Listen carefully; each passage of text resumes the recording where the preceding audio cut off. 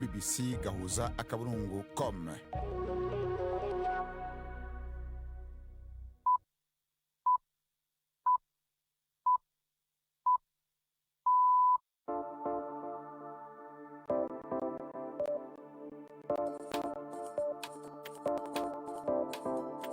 Ubu ni isaha imwe n'igice z'ijoro i Nairobi, ni isaha 12 n'igice z'umugoroba mu Burundi no mu Rwanda. Muri kumwe na Bernard Bankukira. Ndabahaye mwiriwe mwese mukurikira BBC gahuza miryango. Turi kwa gatatu igenekerezo rya 11 ukwezi kwa gatatu mwaka wa 2026. Izi n'ingingo zamwe makuru tugiye kubashikiriza. Mu Burundi, Alain Guillaume Bunyoni yahoze ari umushikanganje wa mbere yarekuwe inyuma y'imyaka hafi 3 afunzwe. Naho mu Rwanda abagizwe ko ingaruka n'inzoga zitujuje ubuziranenge bavuga iki? Amayobera sinabona uko mbibabwira. Umugore yasohotse ahantu azana akantu k'agapipi turagasangira. Turabwira kandi ivy'umutekano bandanye uhungabana mu buseruko bwa Repubulika ya Demokarasi ya Kongo, aho abantu batatu bari mu mukozi w'ishirahamwe UNICEF bapfuye bahitanywe n'igitero ca drone Igoma, umugwa mukuru w'intara ya Kivu ya ruguru. Mu yandi makuru, mu mikino Tottenham yakubiswe 5 muri Champions League, naho President Trump ahikaze ikipe ya Iran mu gikombe cy'isi. Ayo namwe muyo nabateguriye Gendi Yves Buchan. Amakuru ahagarariwe na Anne-Marie niwe mwiza.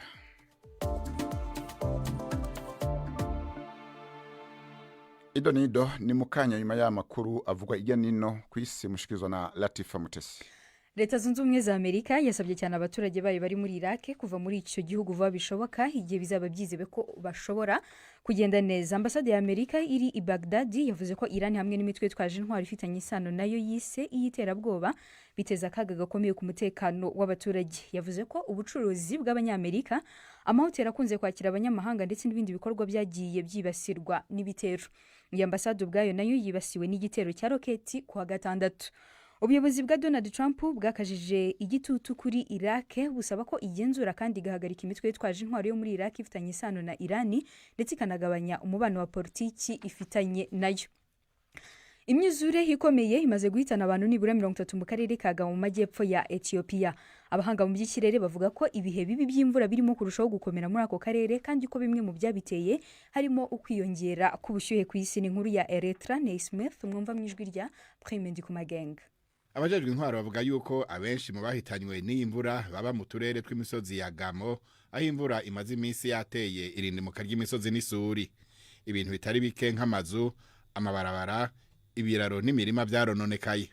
Abajejwe intwaro bavuga yuko hashobora kuba iyindi myuzure n'irindimuka ry'imisozi, bagahanura abanyagihugu kuguma barikanuye. Imvura y'isegenya imaze gutera imyuzure mu duce tutari duke two mu karere ka Afrika y'ubuseruko. Abahinga bavuga yuko ibi biza biva kwihindagurika ry'ibihe birangwa n'imvura nyinshi kandi mara umwanya muremure. Ivyo bikaba bibandanya kwiyongera kuruta uko vyahora, bitewe ahanini no kwiyongera k'ubushuhe ku isi.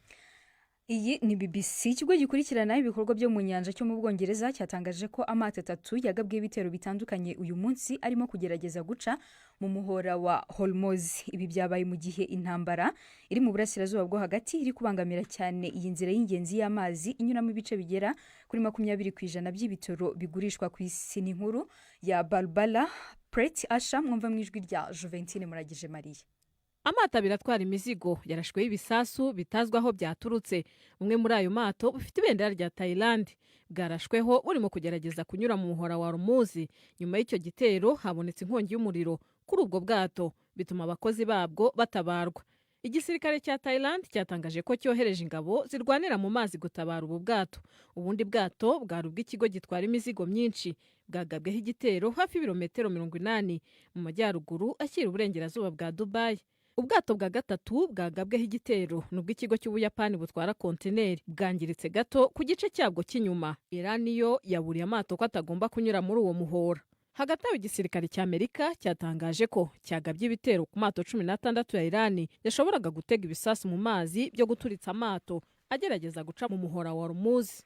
Amatsinda y'inzobere mu gisirikare cya Ukraine yoherejwe muri Qatar, Emira Zunze Ubumwe z'Abarabu na Saudi Arabia kugira ngo bafashwe kwirwanaho mu gihe drone zoherejwe na Iran mu guhashya ibitero bikomeye by'indege za Amerika na Israel. hari abandi kandi bafasha Amerika kurinda ibirindiro byayo bya gisirikare muri Yorodaniya nk'uko perezida wa Ukraine Volodymyr Zelensky abivuga. Mu ijambo rye Zelensky yavuze ko Ukraine ifite uburambe bwinshi cyane ku isi mu kurwanya ibitero bya drone. Ibi abivuga hashingiye ku kuba igihugu cye kimaze imyaka irenga 4 gihura n'ibitero byinshi bya drone n'ibisasu biva mu gihugu cy'igituranyi cy'Uburusiya. Ukraine ivuga ko Amerika n'ibindi bihugu 10 byo mu burasirazuba bwo hagati no mu Burayi byasabye ubufasha mu guhangana n'izo zimaze kwangiza byinshi. Kugeza ubu nta gihugu muri ibyo byavuzwe kigeze gitanga igitekerezo. Icyakora mu cyumweru gishize Donald Trump yavuze ko Amerika yiteguye kwakira ubufasha buturutse ku gihugu icyo ari cyo cyose harimo na Ukraine. Bernard, urakoze Latifa.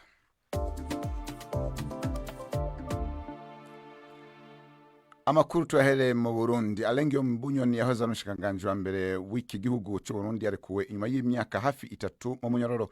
Bunyoni yaciriwe urubanza rwo gufungwa ubuzima bwose mu 2023 inyuma yo kwagirwa n'ivyaha bitandukanye birimo guhungabanya umutekano n'ubutunzi bw'igihugu. Ivyaha yaburanye hakana. Yaramaze amezi atari make ari mu bitaro Igitega aho yarasanzwe afungiwe. Inkuru ya Prime Ndikumagenge. Amasoko menshi gushika kuyegereye umuryango wiwe haremeza yuko Alengiyome Bunyoni yarekuwe nubwo atamakuru menshi aramenyekana igihe yaviriye mu bitaro aho yararwariye Igitega ingene yavuye nuko yoba yashikiye imuhira canke mu bitaro. Na umwe mu bategetsi bo mu nzego z'iperereza ry'u Burundi yemereye BBC gahuza imiryango yuko Bunyoni hamwe n'abandi bantu 10 barekuwe kumva zuko barwaye ntibiramenyekana abo bandi 10 abari bo. Gusa Alengiyome Bunyoni yaramaze amezi menshi arwariye mu bitaro ibikuru bya Gitega aho yarasanzwe afungiwe. Yarigeze kurekurwa gato ngo aje kwivuza i Bujumbura ariko nta minsi myinshi yamazeyo. General Bunyoni hari hasigaye ukwezi hafi kumwe ngo akwiza imyaka 4 afashwe, mu nyuma aracirirwa urubanza yagirizwa ivyaha bitandukanye birimo kugerageza kwica umukuru w'igihugu akoresheje amangetengete, gutemagaza inzego zatowe n'abanyagihugu, guhungabanya ubutunzi bw'igihugu, kurya ibiturire no kuronka inyungu akoresheje igihagararo ciwe. Acacirirwa urubanza rwo gufungwa ubuzima bwose. Bunyoni yagumya aburana ahakana ivyo vyaha, yarunguruje urubanza ariko naho nyene aratsindwa, hemezwa ico gihano nyene no kunyagwa menshi mu matungo yarafise. Yafashwe inyuma y'amezi 6 akuwe mu mabanga y'umushikiranganje wa mbere muri leta ya President Evariste Ndayishimiye mu 2022. Gushika ico gihe Bunyoni yaramaze imyaka hafi 17 ari umwe mu bihangange mu nzego za leta ku bwa CNDD-FDD kuva uvuye mu vy'umuhari witwaje ibigwanisho urwanya leta mu 2003, hanyuma ubu mugambwe wemewe n'amategeko utsinda amatora mu 2005. Arakoze Prime Ndikumagenge. Abantu 3 harimo umukozi w'ishiramwe UNICEF bapfuye bahitanywe n'igitero c'indege zitajamwe abadereva ku mugwa mukuru w'intara ya Kivu ya ruguru mu buseruko bwa Republika ya Demokarasi ya Kongo. Mpare AFC M23 ugenzura ico gisagara kuva mu mwaka weze wagirije igisagara ca Kongo FARDC kurasa mu burere bubamwo abanyagihugu benshi Igoma, aho ubona ko ico gitero ko ari kimenyetso c'uko ibintu vyayangaye cyane kandi ko ari ihonyangwa ry'agahengwe n'utwigoro tw'akarere two kurondera amahoro. Igisagara ca Kongo ntaco kiravuga kuri ibi birego. Ni inkuru ya Judas Yehundi Mpundu. Nico gitero ca mbere c'utudege tutajamwe abadereva kibaye mu gisagara gikomeye ca Goma kiri hafi y'umupaka w'u Rwanda kuva umuhari M23 ucigaruriye mu mwaka uheze. Abayibonye bavuga ko akadege kamwe karashe inyubako y'abakozi b'ishiramwe mpuzamakungu ONU. Umuvugizi wa M23 avuga ko akandi kadege kagerageje gutumbereza ibombe ku nyubako y'impuzabikorwa uwo muhari ajeje ibibazo vya politike ariko karayihusha, ibombe ikaba yaguye mu kiyaga ca Kivu. Amashusho yahanahanywe ku mbuga ngurukanabumenyi yerekana inzu igisenge cayo kiriho kirasha, impome zononekaye, abatabazi nabo bariko barazimya. Ico gitero cahitanye abantu 3. Muri aba harimwo Umufaransa-kazi Karine Busset yarasanzwe akorera ishirahamwe UNICEF. Mu itangazo yashikirije, umukuru w'Ubufaransa Emmanuel Macron yiyamirije ico gitero, yongera asaba ko haba kubahiriza amategeko akingira abantu mu bihe vy'intambara. Umuvugizi w'umuhari AFC M23 Laurence Kanyuka yegetse ico gitero ku gisirikare ca Republika ya Demokarasi ya Kongo. Kanyuka yagira ico gisirikare kurasa mu burere bubamwo abanyagihugu benshi. Avuga ko ari kimenyetso c'uko ibintu vyayangaye cane kandi ko ariho nyangwa ry'agahengwe n'utwigoro tw'akarere two kurondera amahoro.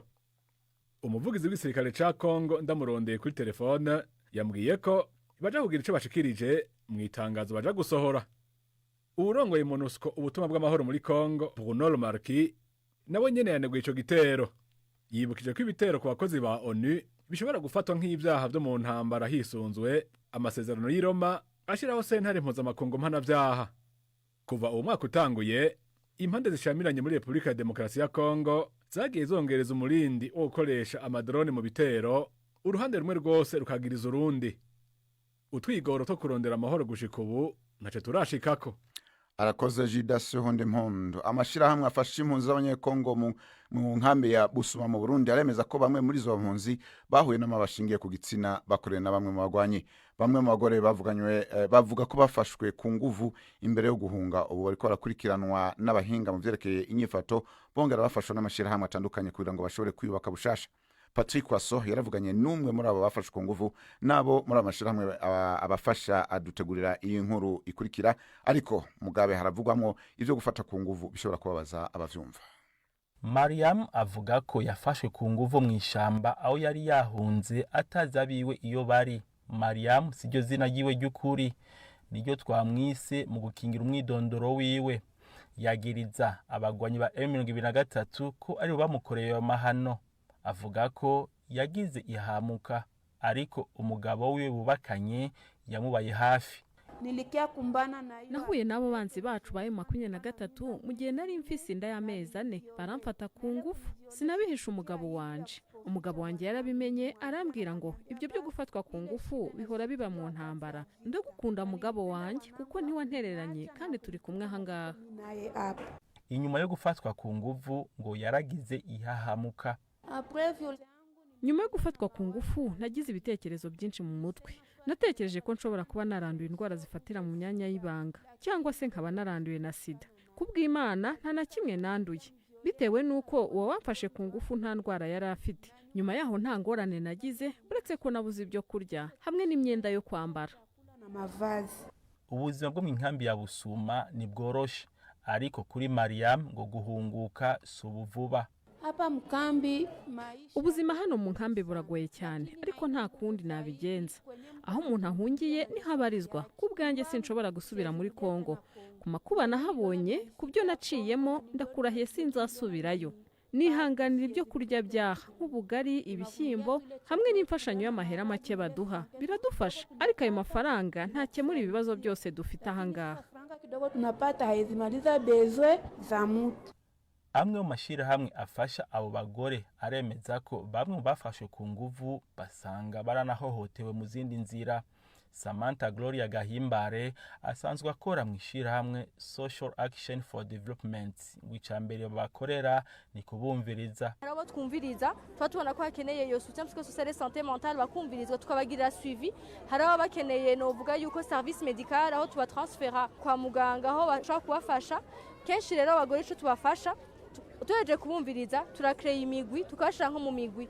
Imigwi mwabonye abagore bafuma amashuka baba bavanze n'abadolescente, hari imigwi y'abakora ubudede, imigwi y'abasanzwe bagira utundi tugenegene ngujisha amakapo, gukora n'impuzu zijishije. Turabafasha kuko bamaze kuja mu bandi bari bagira vya bindi baciyemo, kandi bamaze kuba bafise ikintu bakora kibazanira umusaruro, birabapermettre nabo nyine kwidevelopa, no vuga mentalement, économiquement, kandi bikabafasha no kwavansa mu buzima. Inkambi ya Busuma igizwe n'igitigiri kinini cy'abana bahunze batari kumwe n'abavyeyi babo, abandi benshi n'abagore. BBC ntirashobora kuronka umwari wa M23 ngo ugire icyo uvuze kuri ivyo abo bagore bagiriza abagwanyi bawo. Ariko imbere yaha uwo muhari warahakanye raporo zirimwe n'iza ONU nazo zagiriza abagwanyi bawo gufata abagore ku nguvu. Uvuga ko iyo atari nyifato y'abagwanyi bawo. Ibujumbura, Patrick Waso. Arakoze Patrick Waso adushikanye i Busuma ni mu Ruyigi.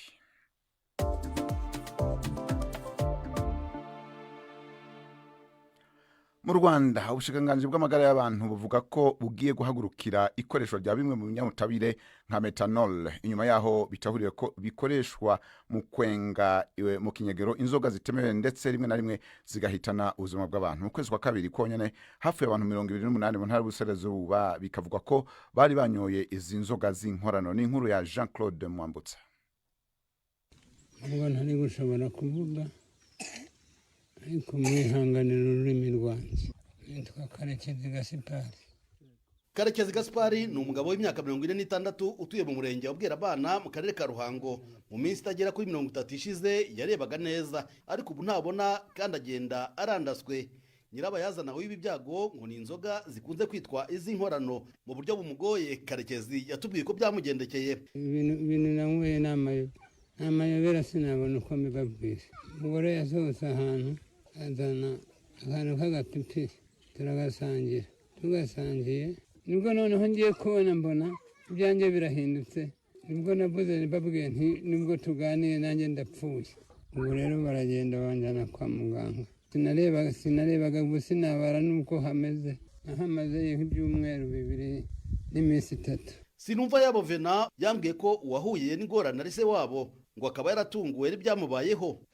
Yararebaga, yari n'umutekinisiye ukora ibintu by'amashanyarazi cyangwa se amatelefoni. Nk'ubu ngubu yajyaga gukora ku isoko akajya gukorera ahandi n'ahandi. Ashobora kuba baramuvangiye nk'uko bivuga, ariko duhamya ko ari inzoga, ko ntabwo twamenya ibyo zikorwamo, ariko urwego bavuga ni inzoga bita kanyanga. Hirya gato umukecuru utarashimye ko tumufata amajwi yatubwiye ko inzoga yitwa imbandure yamwiciye umukobwa ndetse n'umukwe, none ubu niwe usigaye arera abuzukuru be 2 bahindutse imfubyi.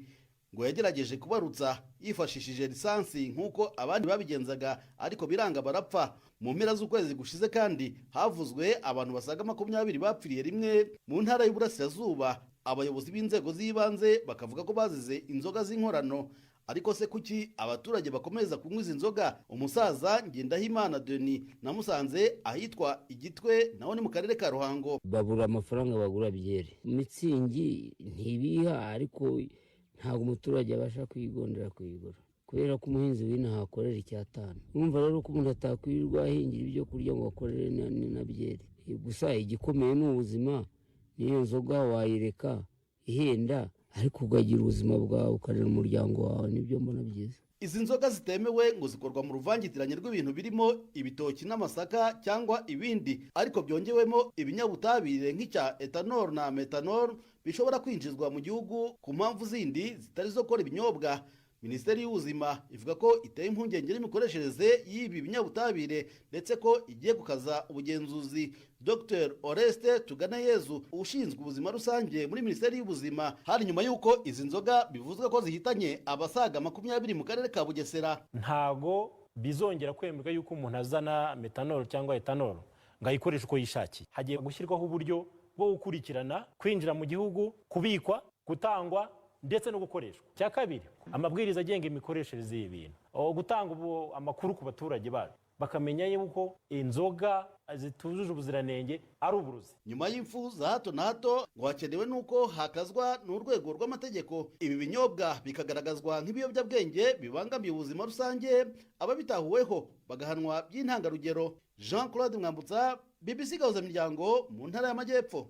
Arakoze Jean Claude Mwambutsa kuri iyo nkura duteguriye abakunzi b'utwo tunyobwa. Rero murahagabire Juventine, ku mbuga hwaniro havugwa make. Nakoze cyane Bernard. Inkuru duhereyeho nivuga ko Guillaume Bunyoni yafunguwe, yari minisitiri w'intebe mu Burundi. Witwa Nduwimana yanditse ati kuba bamurekuye ni byiza, nazatangijwe mu matora. Naho Lionel we yanditse ati utarapfa nta kirapfa. Undi watanze igitekerezo kuri iyi nkuru ni uwitwa Abimana, we yanditse ati nibamurekure aze afatanye n'abandi kubaka igihugu. Hanyuma indi nkuru abadukurikiye batanze ibitekerezo nuko umuvugizi w'umutwe wa FC23 yatangaje ko umukozi wa UNICEF w'umufaransakazi yahitanywe n'ibitero bya drone byabaye hariya mu mujyi wa Goma. Witwa La Bonne Nouvelle yanditse ati umuntu aba ahantu hakorera inyeshyamba nawe bashaka gukorana nazo. W'amahoro Chantal wati Imana itabara abanyamurenge kuko barugarijwe. Nizi rero nkuru bantu badukurikiye batanze ibitekerezo hamwe n'izindi, twababwira ko mwajya kuri Facebook yacu mugatanga ibitekerezo ndetse no kuri website yacu bbcgahuza.com. Urakoze Juventine kuri ibyo byumviro uhejeje kudushikiriza.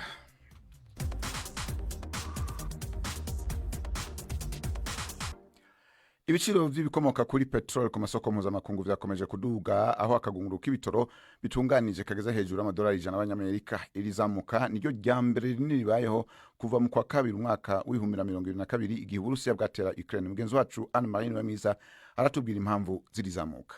Leta ya Irani uyu munsi yatangaje ko izakomeza kurasa amato yose aca mu muhora wa Hormuz atwara ibitoro kuri Amerika, Isiraheli n'inshuti zayo, ndetse inaburira ko akagunguru k'ibitoro bitunganije neza kazagera ku madolari 200.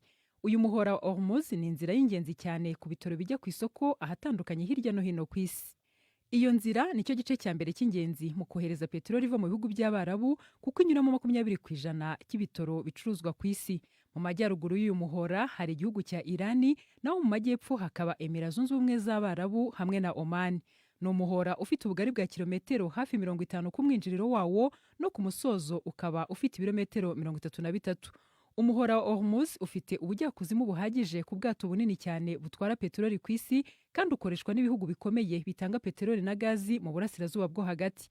Mu mwaka wa 2025 utugunguru miliyoni 20 tw'ibitoro twanyuraga muri uyu muhora buri munsi, nk'uko byatangajwe n'ikigo cy'abanyamerika gishinzwe amakuru mu mikoreshereze y'ingufu. Ibyo bitoro ntibiva muri Irani gusa, ahubwo biva no mu bindi bihugu birimo Iraq, Kuwait, Qatar, Arabie Saoudite na Emira Zunze Ubumwe z'Abarabu. Ubwato 3,000 bunyura muri uyu muhora buri kwezi. Amakuru mashya aravuga ko ubwato burenga 13 bumaze kurasirwa muri uyu muhora, ndetse bikanavuga ko Irani yamaze kubutegamo ibisasu ku buryo uwahirahira ahanyura bitamuhira. Abasesenguzi baburiye ko uko ibyago byo kugira nabi ubwato bunyura muri uyu muhora byiyongera, ariko igiciro cy'ibikomoka kuri petroli ndetse n'icy'ubwikorezi bwayo gikomeza kuzamuka. Amakuru atangazwa na London Stock Exchange Group aragaragaza ko ikiguzi cyo gukodesha ubwato bunini cyane butwara petroli buyivana mu burasirazuba bwo hagati wijyana mu Bushinwa kikubye hafi kabiri ugereranyije n'icyumweru gishize. Kugeza ubu igiciro cyo gukodesha ubwo bwato cyarenze amadolari 400, kikaba ari cyo giciro cyo hejuru kigaragaye kuva ubu bwikorezi bwabaho. Irihungabana ry'iyi nzira y'ibitoro yafunzwe na Irani iteye inkeke henshi ku isi, aho ibiciro by'ibitoro bishobora gutangira kuzamuka mu minsi ya vuba, bityo ingaruka zikakugeraho nanjye zikangeraho bidatinze. Arakoze Anne Marie. Ejo naho kwa kane n'urunana harimo iki?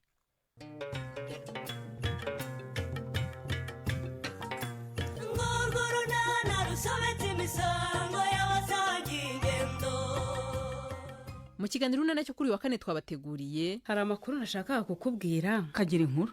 Numvise ntayahamana rwose. Reka da. Ni ukuri uri umuntu mwiza, n'ibyo tumaze kuvugana birabihamye. Ni amakuru arebana n'iki se murebwayi? Yewe Karame, ndayakubwira pe. Aho kugira ngo uzisange mu bibazo nk'ibya Nyiramariza. Kagira inkuru. Ndayakubwira rwose. Ugende wigenzurire, hari ibyawe wabikumira hakiri kare. Ibyo ni ibiki uvuga murebwayi? Ni 12:45 kuri BBC. Ubu naho abakunzi ba sport umwanya rwanyu na Yves Bucana. Mwereho neza mwese bakunzi b'imikino kuri BBC. Mpere ku mugabane w'Uburayi, ikipe ya Tottenham yasimbuje umunyezamu wayo Antonin Kinski ku munota wa 17 gusa mu mukino wa 1/8 kirangiza cy'igikombe cya Champions League bakina na Atletico Madrid nyuma yo kwinjizwa ibitego 3 mu buryo bwihuse. Uyu munyezamu ukomoka muri Republika ya Czech afite imyaka 22 yatangiye umukino nabi cyane, bituma umutoza w'agateganyo wa Tottenham Igor Tudor amukuramo vuba amusimbuza Guglielmo Vicario ukomoka mu gihugu cy'Ubutaliyani. Niwe wari umaze iminsi abanza mu kibuga, ariko yari yabanje ku ntebe y'abasimbura kuri uyu mukino nyuma yo kugaragara ko nawe ari ku rwego rwo hasi mu mikino iheruka.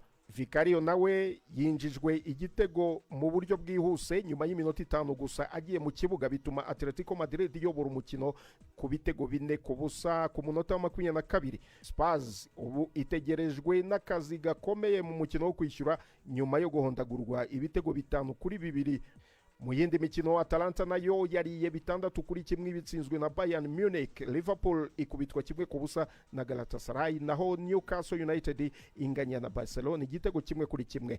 Uyu munsi mu mikino iteganyijwe uwishiraniro urahuza ikipe ya Real Madrid n'ikipe ya Manchester City. Ni mu gihe kandi ikipe ifite iki gikombe ariyo Paris Saint-Germain iri bwakire ikipe ya Chelsea, naho ikipe ya Leverkusen yo mu Budage irakira ikipe ya Arsenal the Gunners.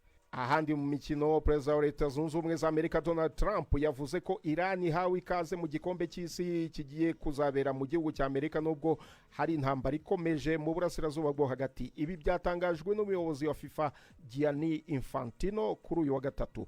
Intambara yatangiye nyuma y'ibitero bya Amerika na Israel ku itariki 28 z'ukwezi kwa kabiri yari yateje gushidikanya niba Iran izitabira imikino y'igikombe cy'isi muri iyi mpeshyi kizabera muri Canada, Mexico na leta zunze ubumwe za Amerika. Mu nama yigaga ku myiteguro y'irushanwa, Infantino yanditse kuri Instagram ati twavuze nanone ku miterere y'ibintu muri Iran ubu. Muri ibyo biganiro, Perezida Trump yashimangiye ko ikipe ya Iran ihawe ikaze muri iryo rushanwa. Ku rundi ruhande, umuyobozi w'impuzamashyirahamwe y'umupira w'amaguru muri Iran kwa kabiri yari yagaragaje gushidikanya ku kwitabira kw'ikipe ye nyuma yaho abakinnyi b'abagore b'ikipe y'igihugu ya Iran batorokeye mu gikombe cya Aziya cyabereye muri Australia.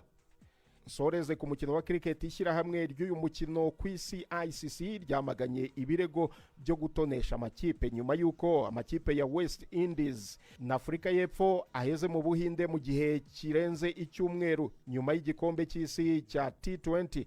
Ibigo bitandukanye by'indege byahagaritse cyangwa bihindura inzira z'ingendo kubera intambara iri kubera mu burasirazuba bwo hagati. Abayobozi ba cricket mu birwa bya West Indies bavuze ko ikipe yabo imaze iminsi 9 itegereje indege yihariye. Ayo niyo y'imikino nabateguriye, Gendi Yves Bucyana. Ubu naho n'umwanya kiganiro c'abagore.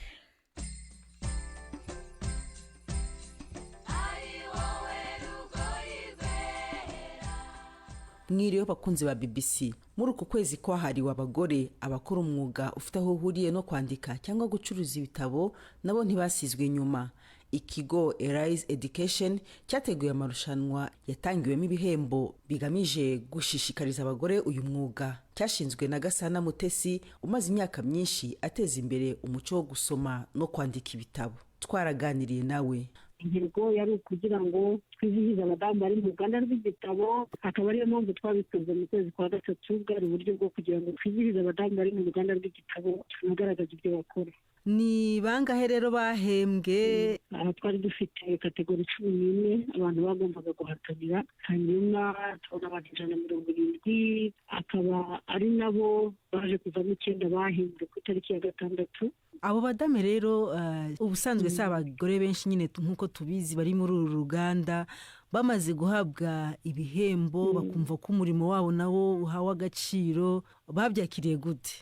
Yewe babyakiriye neza cyane. Bamwe muri bo baravuga bati yego twabonye ibihembo, ariko hari igihe nyine utawumva bigushyize kuri pressure yo gushaka noneho ubutaha abanyarwanda ubu barambuye bamenye ko mpari, ese noneho ubu ibitabo ngiye kwandika ni ibihe, ndandika iki, ndandika ryari. Bivuze nk'aho nabyo byabafashije kongera kuvugurura imihigo no kumenya ko kuko kwandika bishobora kuba umwuga bikaba n'ibindi bintu.